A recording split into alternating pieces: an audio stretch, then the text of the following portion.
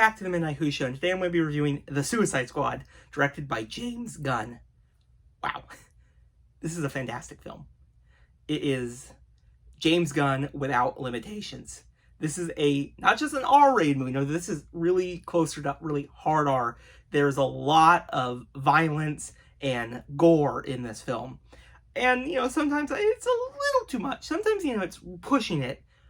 But it's still the gore is kind of really used really well, I actually think.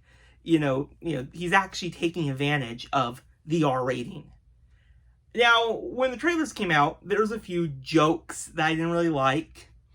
And watching this movie, honestly, they're not, some jokes I think really land, some don't. But it doesn't really take away from this movie for me. It uses the humor really well. Also, James Gunn has crafted an imaginative comic book film. Seriously, it felt like I was watching a comic book brought to life in a lot of this. There's a few things he does that just really feels like I'm, turning the page of the comic book. It really feels like that in parts.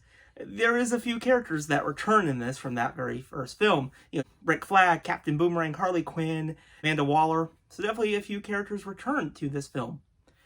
But James Gunn adds a whole bunch of other amazing characters in this film. Some of my favorite ones are definitely King Shark and Ratcatcher 2. They definitely, in every scene they're in, I just really enjoy them.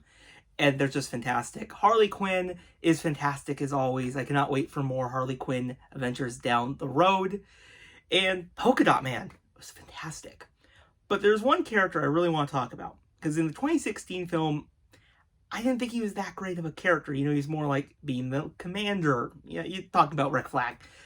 I feel James Gunn added a lot to this character in this film, and I really enjoyed him in this film, a lot more than the 16 film. He did a really good job with that. Now, I can also say, James Gunn was really right. Don't get attached to some of these.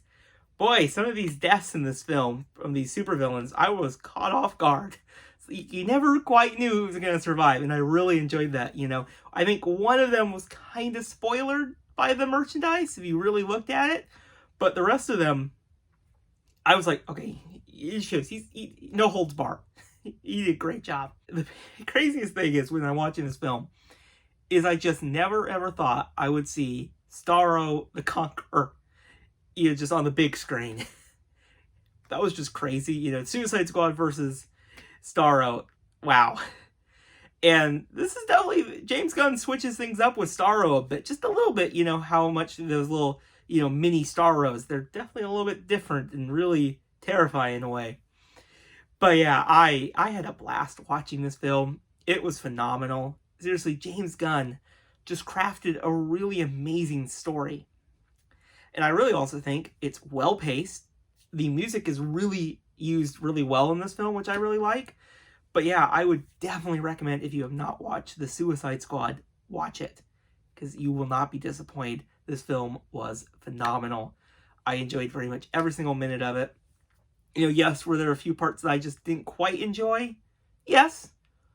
But those moments are very far and few with this film.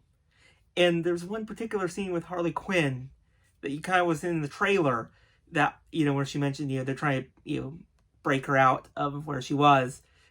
And that scene was amazing. One of the best in this film. But yeah, Suicide Squad, I had a blast watching it. It was a comic book brought to life, and James Gunn did a fantastic job. He filled this film with some great heart and humor, and had some amazing characters in it, and you never really knew who was going to die, and I really enjoyed that. So if you've seen The Suicide Squad, tell me your guys' thoughts in the comments below, and I'll see you guys in the next video. Bye, everyone.